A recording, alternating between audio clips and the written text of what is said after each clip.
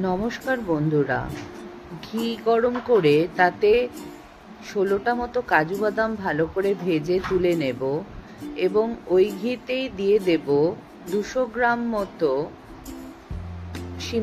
সিমাইগুলো ভালো করে ভেজে নাড়াচাড়া করে লাল করে তার মধ্যে অ্যাড করে দেব দুটো ছোট এলাচ ও তেজপাতা। সেগুলো ভালো করে ভাজিয়ে নেব।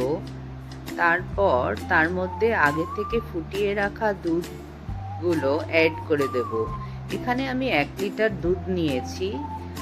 যতক্ষণ ফুটে সিমাইটা হয়ে যাচ্ছে তার মধ্যে অ্যাড করে দেব হাফ কাপ চিনি, 4-5টা বাতাসা আর খোয়া ক্ষীর।